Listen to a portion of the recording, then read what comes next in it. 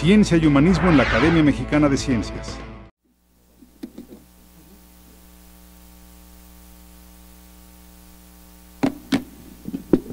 Aquí tengo varios micrófonos, seguro que me escuchan bien con este.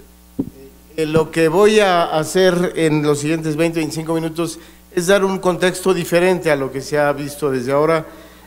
Mi práctica como investigador ha sido básicamente en el área de salud pública, de la epidemiología de cáncer, pero lo que quisiera también enfatizar a lo largo de estos minutos es mi papel realmente ahora en el Instituto Nacional de Cancerología, soy director de cancerología, y lo que quiero transmitirles a ustedes es el enorme reto que representa cómo incorporar las evidencias de investigación clínica básica a la práctica médica cotidiana, a lo que hoy llamamos en la práctica general de la oncología, la investigación translacional de la oncología, y bueno, y espero con algunos de los ejemplos que ilustraré aquí poner en contexto lo que representa cáncer para nuestro país y los retos sin duda que no son para el futuro, sino que ya son una actualidad y qué es lo que estamos haciendo precisamente para tratar de hacer frente a estos retos. Lo primero de ellos es que quiero señalar claramente que pues tengo dos grandes componentes. Primero quiero muy brevemente recordar la historia del origen del cáncer, pero sobre todo enfatizar la magnitud del problema de cáncer en nuestro país a nivel mundial y luego específicamente en las áreas de avances y de progresos en el control del cáncer, qué sabemos de la prevención, qué tenemos que hacer para la detección temprana, qué hacer con un diagnóstico y tratamiento, porque no tiene sentido hacer prevención y detección, es un diagnóstico oportuno y eventualmente ese paciente ofrecerle el tratamiento óptimo, y lo que se ha construido a lo largo ya de los 3-4 años últimos con el gobierno federal, una propuesta para el mejor control del cáncer en nuestro país.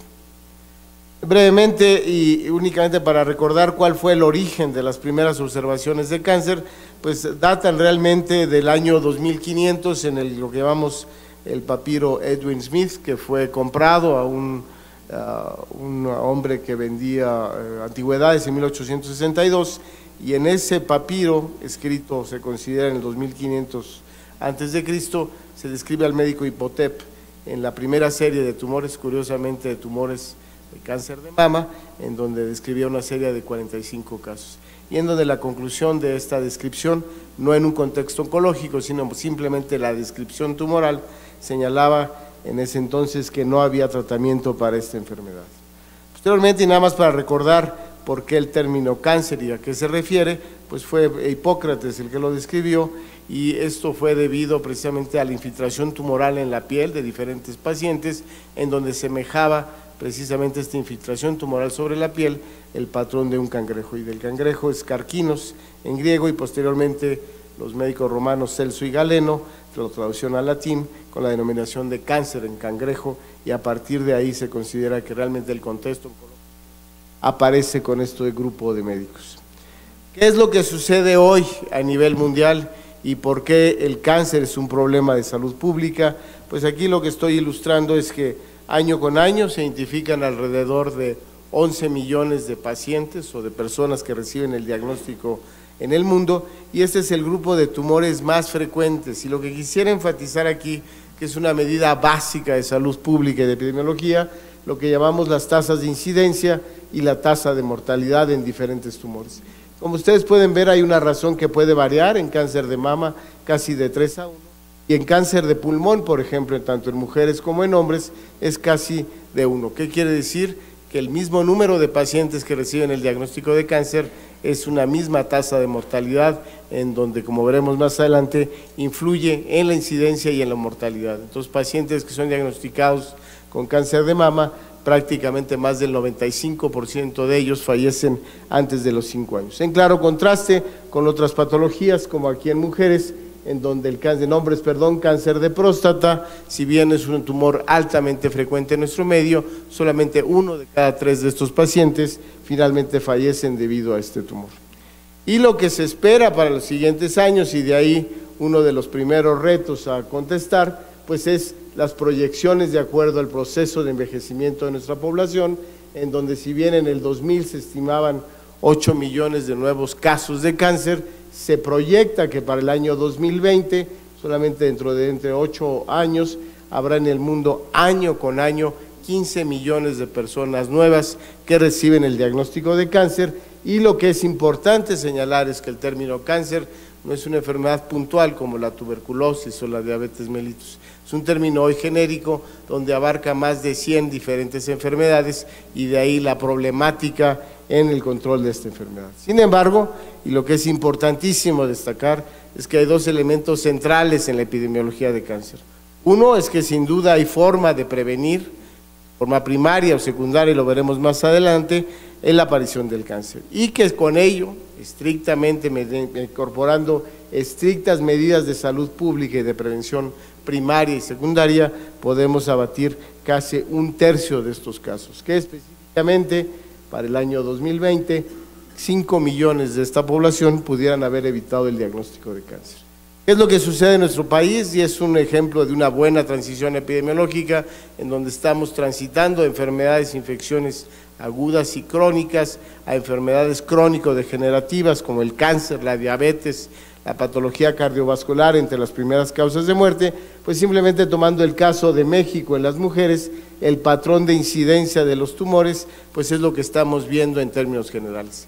Y lo importante de identificar estas medidas básicas de incidencia y de mortalidad permiten identificar cuáles son los problemas más graves dentro del ámbito oncológico, y pues lo que podemos ver, y aquí ya señalado tanto por el doctor Jiménez como por el doctor Berumen, cáncer de mama, cáncer cervicuterino, cáncer también de tubo digestivo y cáncer de pulmón, pues son los retos enormes que tenemos en inmediato y a largo plazo para poder contender en su investigación, en su epidemiología, en su prevención y diagnóstico temprano, y obviamente con ello un tratamiento óptimo. De manera que, para resumir la magnitud del problema mundial al día de hoy y lo que viene en los siguientes 20 años, podemos decir que hay 12 millones de personas que reciben el diagnóstico anualmente en nuestro país, y son los números que están entre paréntesis, son alrededor de 125,000 gentes que reciben anualmente el diagnóstico de cáncer. Alrededor de 70,000 mexicanos fallecen directa o indirectamente asociado al cáncer, debido a los 7 millones a nivel mundial. Y lo que es de enorme importancia y lo que vendrá en los siguientes años es que hoy se considera 25 millones de pacientes sobrevivientes de cáncer, lo que hace una población muy grande, con las limitaciones del diagnóstico oncológico y el costo que implica el manejo de estos pacientes y el futuro de esta enfermedad, en donde para el año 2030 se estima que más de 80 millones de personas a nivel mundial serán portadores o sobrevivientes de alguna enfermedad neoplástica. Brevemente, y entrando en lo que sucede en nuestro país, ¿cuál es el primer y más importante factor de riesgo para cáncer? Es la edad per se, el proceso de envejecimiento, el patrón de mutaciones, los diferentes factores ambientales coadyuvan directa o indirectamente al desarrollo de un tumor. Y México obviamente no es la excepción es lo que podemos ver claramente, es que el proceso de envejecimiento de nuestra población coadyuva directamente a estas altas tasas ya de mortalidad en nuestro país. Sin embargo, y en las observaciones epidemiológicas a través de tasas en registros de cáncer y patrones de mortalidad, hay también datos claramente que el patrón de mortalidad y de incidencia en nuestro país está cambiando. Y aquí los dos tumores más frecuentes en mujeres en México, ya señalado, la primera causa de muerte en mujeres en población abierta entre 25 y 64 años de edad es ahora cáncer de mama. Y la primera causa de muerte en general en mujeres que fallecen con cáncer es cáncer de mama, seguida de cáncer cervicuterino. Y lo que ha sucedido en nuestro país en los últimos 20 o 30 años, pues es claramente, un patrón de cambio en la transición epidemiológica, en donde hay un abatimiento en la mortalidad de cáncer cervicuterino gracias a la incorporación de la detección oportuna a través del Papá Nicolau, ahora esperemos en el futuro la vacuna de VPH, y la rápida canalización para la prevención primaria, controlando la infección y impidiendo así el desarrollo de cáncer de cervicuterino. Pero lo que hemos visto es un creciente incremento en el número de pacientes nuevas con cáncer de mama. Y un patrón claro y enorme reto para México es que el diagnóstico de cáncer en nuestro país se realiza en etapas tardías. Entre el 60 y 70% de los pacientes que acuden a diferentes instituciones hospitalarias oncológicas llegan con evidencia de enfermedad avanzada. Tres puntos muy básicos para entender cuál es el tratamiento hoy de oncología, pues es que a partir del siglo XVIII se empezaron a identificar las autopsias como causa de muerte. En ese mismo siglo, uno de los cirujanos que inició la resección quirúrgica de tumores, y finalmente en el siglo XIX se conjuntó una serie de cofactores que identificaron la célula tumoral bajo el microscopio, el uso inherente de la anestesia para ampliar la cirugía, y los dos grandes cirujanos oncólogos, que son Billroth y Halsted. Únicamente para ilustrar a ustedes el proceso ya señalado previamente, el punto central de la enfermedad oncológica es que el tumor per se, localizado a una zona región, pues no tiene mayor riesgo en la mortalidad de un paciente, dado que implica una resección completa y de alguna manera el control tumoral. Sabemos que la paradigma de la enfermedad oncológica es precisamente la enfermedad metastásica a diferentes sitios, que es lo que finalmente mata al paciente. Y son varios cofactores genéticos ya señalados. Yo únicamente me restringiré a tres de los puntos centrales en el proceso carcinogénico. Es precisamente la activación de protoncogenes, la inactivación de genes supresores y también aquella inactivación de genes que tienen estabilidad genómica. Clínicamente, cuando vemos un paciente con un tumor palpable, se considera que hay al menos por lo menos 1 billón de células malignas conformadas en una masa tumoral, lo que hace de ahí complicadísimo su manejo y su control a mediano y largo plazo. También el hecho que el proceso de metástasis conlleva directamente la proliferación vascular del lecho peritumoral, y de ahí que esta célula tenga la capacidad central que distingue a la célula benigna de la célula maligna de la enfermedad metastásica. Un ejemplo claro de ello, y ya también señalado, como estas traslocaciones, en este caso el cromosoma 9 al 22, en donde es el marcador de la leucemia granulocítica crónica, con esta proteína de fusión BCR-ABL, una tirosincinasa, que produce la proliferación indiscriminada de células de la médula ósea, conocidas como blastos. ¿Qué es lo que ha sucedido en esta evolución terapéutica hasta el siglo XIX y XX? Pues teníamos inicialmente 3 componentes terapéuticos: el componente quirúrgico, el componente de la quimioterapia con cerca de 20 a 30 medicamentos, y el uso ahora de la radioterapia, fundamental en el manejo del paciente en corporación con la quimio y la cirugía. Sin embargo, estos 3 componentes no cambiaban en mucho la mortalidad de diferentes pacientes. Esta es la imagen de un paciente de cancerología con un melanoma que respondió inicialmente al manejo quirúrgico, se le controló con radioterapia, se le coadyuvó con quimioterapia, pero el paciente tuvo una rápida progresión tumoral. Pero regresando rápidamente al ejemplo de leucemia granulocítica crónica y cómo ha cambiado el paradigma del tratamiento oncológico, imaginemos aquí la membrana celular y un receptor. El receptor le vamos a llamar de factor de crecimiento epidérmico, el cual tiene una interacción directa hacia el proceso intracelular con la cascada de señalización que precisamente regula la proliferación celular. ¿Y qué sucede si hay una mutación en este receptor? Con un estímulo de una tirosincinasa que desencadena un proceso neoplásico dentro de esta cascada, y la célula, en el caso de la leucemia granulocítica crónica, pues genera un crecimiento blástico de estas células. En este siglo, a finales de 1998, se generó la identificación de un nuevo tratamiento desarrollado específicamente en el año 98, denominado imatinib. ¿Qué es lo que hace este imatinib? Es precisamente un inhibidor de la tirosincinasa. Lo que quiero hacer con esta ilustración de un medicamento, le llamamos terapias biológicas o terapias dirigidas o terapias blanco, es que el tener un medicamento que estrictamente inhibía la proliferación de estas células a nivel del receptor, la célula que producía esta mutación de la tirosinacinasa, dándole un inhibidor de tirosinacinasa. De manera que hoy por hoy tenemos que la respuesta a pacientes con leucemia granulocítica crónica en fase crónica puede ser de 85% y de 50% aún en fase blástica, únicamente con la toma de una cápsula diaria. Sin embargo, y una de las realidades y uno de los retos que hoy tenemos es que efectivamente hemos logrado abatir la mortalidad de la leucemia granulocítica crónica. Hace solamente unos años, en el 2003, los pacientes solamente el 5 al 10% tenían largas supervivencias, y hoy por hoy, en un grupo de más de 600 pacientes tratados en el instituto a través de un proyecto con la Max Foundation, en donde tenemos acceso gratuito al imatinib, hemos logrado supervivencias aún no alcanzadas del 50%. Es decir, hoy por hoy un paciente con leucemia granulocítica crónica tiene una esperanza de vida similar a un hombre de 35 años sin el diagnóstico de leucemia granulocítica crónica, dado el acceso a este medicamento que controla la enfermedad por largos años.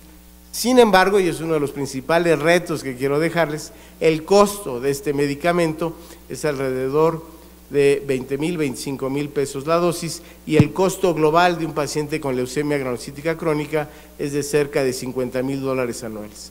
Este medicamento no se puede suspender, requiere una terapia de mantenimiento, y de ahí el primer reto, que si logramos identificar inhibidores y terapias blancos, la problemática es tener acceso a este medicamento, ya que el costo del medicamento impide que muchos pacientes tengan acceso a ello.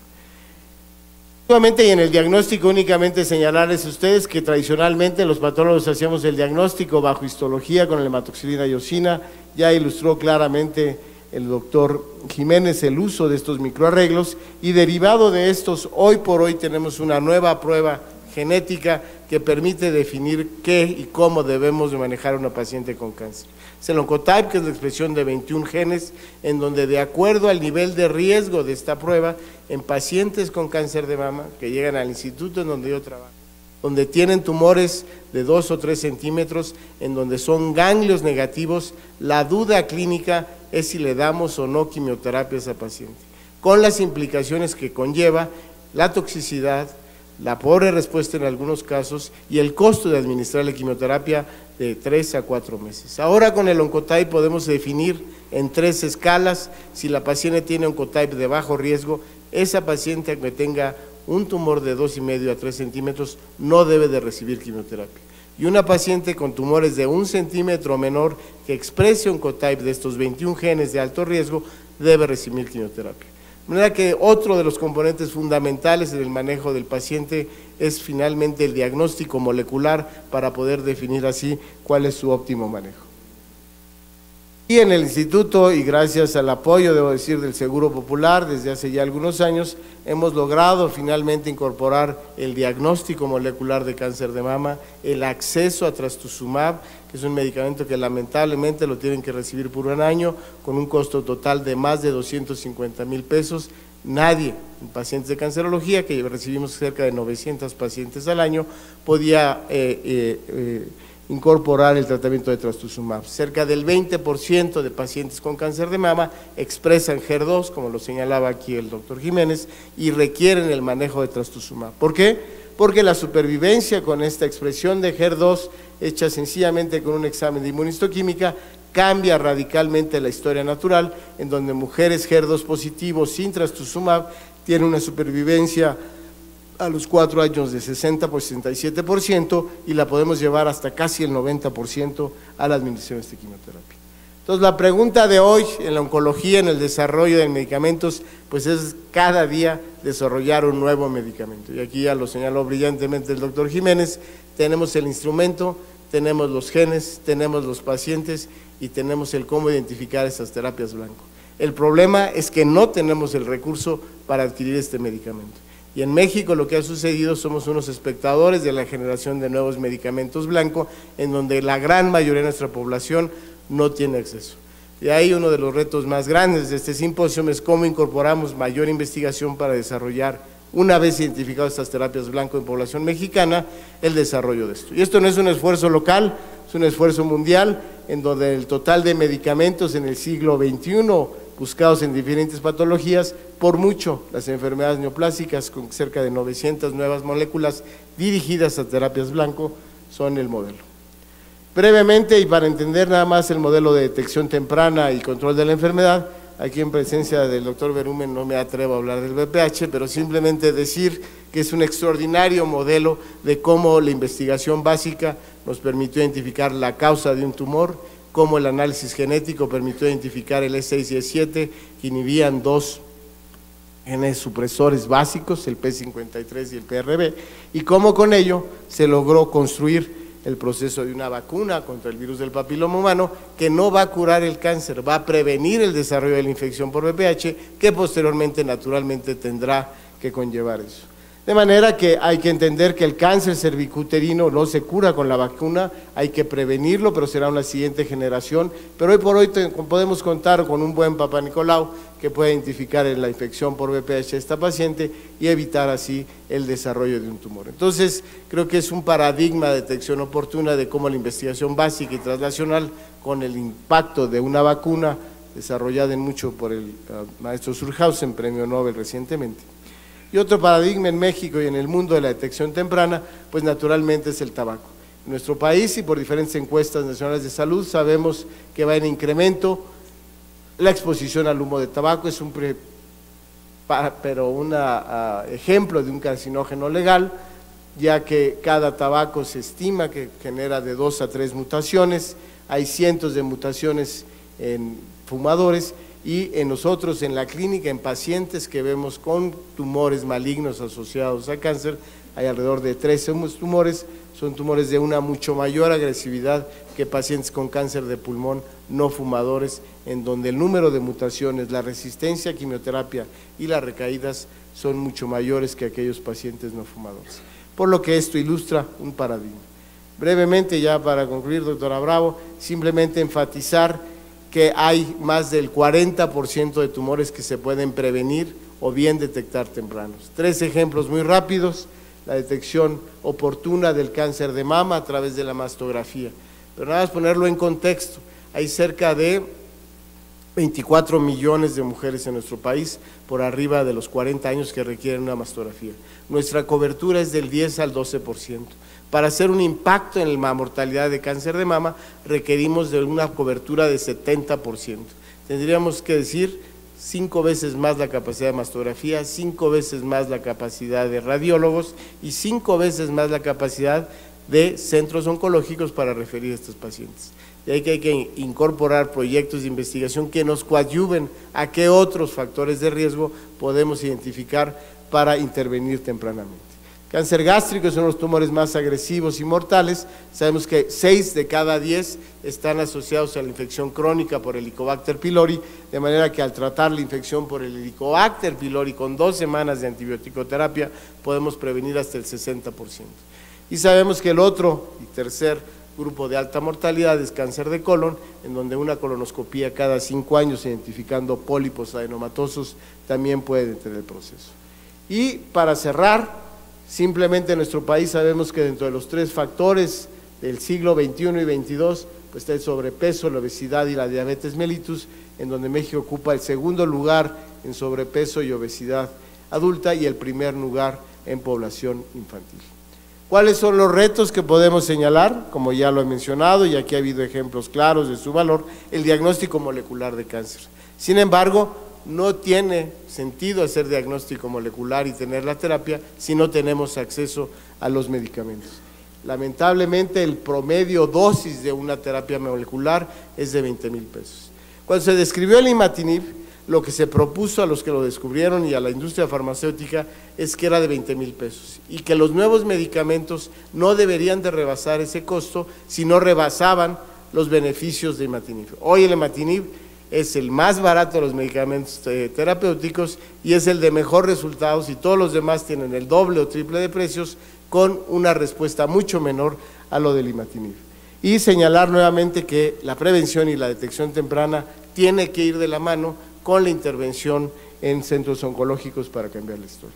Esta es la historia, y únicamente enfatizar que son en todas estas etapas, desde el diagnóstico hasta el trámite no paliativo, en donde hoy ya miles de pacientes en México y millones a nivel mundial transitan y son oportunidades de investigación y de mejor identificación. Un anuncio aquí inevitable, porque a lo mejor lo padecen ustedes: cancerología es este chiquito. Tenemos un espacio de 20,000 metros cuadrados, vemos casi 200,000 consultas al año, 1,000 pacientes al día y con un creciente número de demanda de atención médica. El INER, que son extraordinarios amigos, pero tienen 8 hectáreas de terreno y dan 140,000 consultas menos. Seguimos siendo amigos de todas maneras, pero compartimos una pared aquí.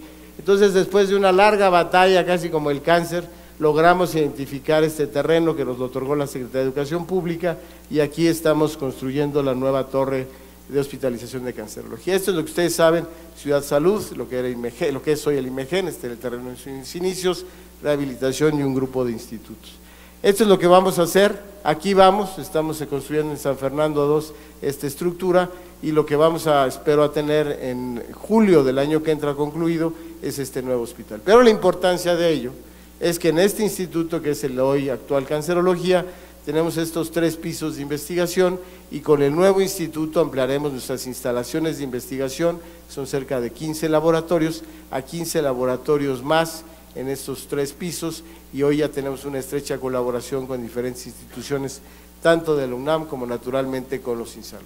Y lo que hemos propuesto para el control de cáncer en nuestro país es que tiene que ser un proyecto incluyente con las diferentes instituciones. Imposible controlar el cáncer, imposible generar nuevos conocimientos si no hacemos un frente común. Y obviamente creo que un punto de rezago en el control del cáncer pues es el desarrollo de la investigación en cáncer, porque hemos concentrado en enfermedades infecciosas a lo largo de la historia de México, pero creo que es un buen momento para fortalecer la investigación en cáncer, de manera que varios de ustedes están invitados a incorporarse a la investigación en cáncer, a Cancerología y otras instituciones que requieren. La conclusión, uno, es que los que quisiera yo señalar, pues es que creo que era evidente la investigación en cáncer, desde el punto de vista clínico, de ver a pacientes diariamente en un hospital, urge enfatizar este fenómeno traslacional de la enfermedad oncológica y dejarles el mensaje que el cáncer en 40% de los casos se puede prevenir, el 30% ya diagnosticado se puede curar y naturalmente quedará un 30% que no se va a curar, no se puede prevenir, pero que el paciente puede recibir un buen tratamiento y un control paliativo hasta el final de sus días. Y ya lo han señalado, pero yo no lo quiero dejar de sobreenfatizar, que la oncología, como otras enfermedades crónicas, pero conlleva yo lo que en la literatura se conoce como las 4 P's. Ya lo había señalado Gerardo, tiene que ser ahora el individuo, cómo le va a ir, qué gen está sobreexpresado y cómo se va a controlar de acuerdo a su terapéutica óptima. Obviamente también nos va a decir qué paciente va a recurrir o qué paciente requiere quimioterapia o no, como ya lo estamos viendo en el Oncotype, y naturalmente desde el punto de salud pública tenemos que hacer un esfuerzo para hacer una mejor detección y una intervención temprana. Y finalmente, como ya lo he enfatizado a lo largo de la plática, la participación de todos nosotros pues es el único punto que pudiera conllevar a estas 4 P's a un éxito. No me queda más que agradecer su atención y su invitación. Gracias nuevamente.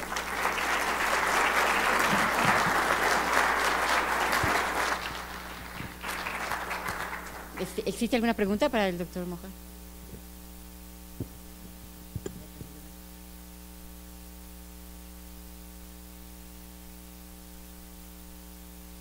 Una pregunta, se ve que el panorama es complicado. ¿Qué se hace? Eso va a generar mucho dolor en los seres humanos del futuro, en los mexicanos del futuro. ¿Qué se está haciendo para acompañar ese sufrimiento que se ve que es de un enorme tamaño? Pues se hace todo lo que se puede. Ahora la tendencia de la oncología moderna no es solamente dar el tratamiento y diagnóstico, intervenciones quirúrgicas. Hay un área muy grande de tanatología, de oncología psiquiátrica y de cuidados paliativos, por un lado. Y por otro lado también hay una nueva área de atención complementaria, en donde al paciente, y lo hacemos en cancerología y lo hace el MD Anderson, lo hace Houston, el Sloan Kettering, son terapias complementarias, en donde se sabía que el 80% de los pacientes acudían a uña de gato y otro tipo de cosas. Lo que se ha hecho es incorporar esas terapias al manejo complementario, y la yoga, el qigong, la meditación ya son parte integral del manejo multidisciplinario del paciente con cáncer en México y en cualquier lugar del mundo. Ya se está incorporando, pues porque no es solamente la quimioterapia con la terrible toxicidad, sino integrar más al paciente a otras alternativas para un mejor control de la calidad de vida del paciente con cáncer.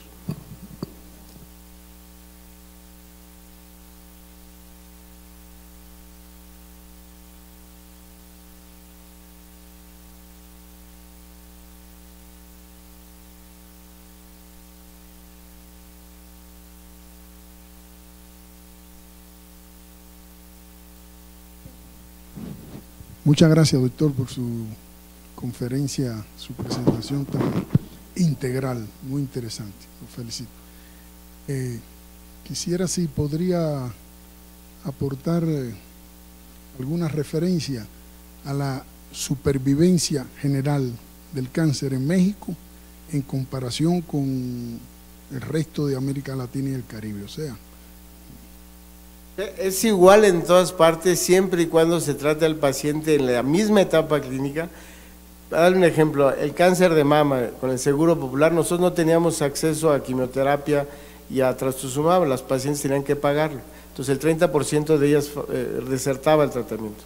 A partir de que incorporamos trastuzumab, quimioterapia, la etapa clínica, la más común, 2B, de pacientes mexicanas tratadas con el estándar internacional, es exactamente igual a la que se ve en el MD Anderson o a la que se puede ver en Buenos Aires, si reciben el mismo tratamiento. Entonces, ¿cuál es el mensaje? Es llevar a estas pacientes a nuestra detección temprana, porque esa detección temprana en mujeres mexicanas, americanas y brasileñas va a ser idéntica. El punto es el acceso y la terapéutica y el diagnóstico en óptima calidad, no hubiera diferencias. Entonces, en México era muy pobre la supervivencia en cáncer de mama, es muy pobre en otros tumores en etapas avanzadas, y en América Latina mis colegas directores de cancerología sufren exactamente lo mismo. Cuando tienen medicamento la supervivencia es igual que en las mejores series, y al no tener acceso a terapias, pues obviamente se convierte en muy pobre la calidad de vida y la supervivencia. Sí, buenas tardes. Yo quisiera preguntarle acerca de la prevención del cáncer cervicouterino.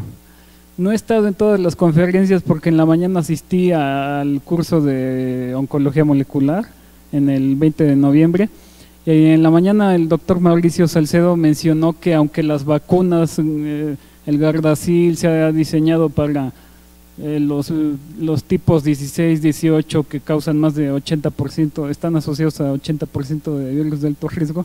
Él hizo un estudio con 3.000 muestras tipificadas y encontrado que en México hay virus de alto riesgo también, como 58, 56. Él afirmó que esa vacuna solo protegería a la mitad de la población, entonces cuestionaba su eficacia. No sé qué pueda usted decirle al respecto. Es amigo del doctor Berumen, el doctor Salcedo, pero yo lo que voy a decir es que no, en México hemos hecho múltiples estudios y la prevalencia, aquí el doctor Berumen ha sido uno de los investigadores principales de eso, es 16 y 18. Estamos convencidos como medida de salud pública y prevención que la vacuna del 16 y 18 en México va a reducir o prevenir el cáncer en más del 65-70% de los casos. Y ciertamente hay variantes del 16 y 18 y hay 53 y 54 que sabemos son virus oncológicos, pero es un menor porcentaje. Pero lo que hay que ver es que del enorme grupo son 20,000 casos de cáncer cervicuterino alrededor, un poquito menos, como 15,000 quizás en México.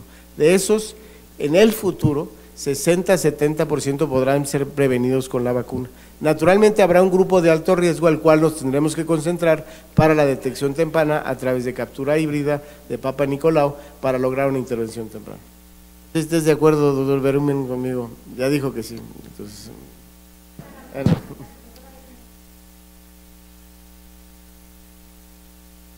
Buenas tardes. Yo he oído muy poco en estos foros acerca de la inmunoterapia. ¿Cuál es el estatus en México de la inmunoterapia? No en México, en el mundo, y también aquí quizás el doctor Berumen o inclusive el doctor Jiménez Perecer, se han intentado múltiples esfuerzos con vacunas se refiere, o sea, el desarrollo de la vacuna contra el cáncer. Lamentablemente a la fecha no hay un estándar o una clara definición del papel de la inmunoterapia en el control del cáncer, o sea, una vez identificado al paciente. Se han intentado el uso de interleucinas y otros mecanismos que estimulan la respuesta inmunológica y a la fecha lamentablemente no hay una fuerte evidencia del uso. Entonces se ha dirigido la investigación en cáncer, lo que señalé, más bien a las terapias blanco y terapias dirigidas, utilizando naturalmente anticuerpos monoclonales, pero no tratando de estimular la respuesta inmunológica tumoral. Bien. ¿Ya? Gracias a todos ustedes. Agradecemos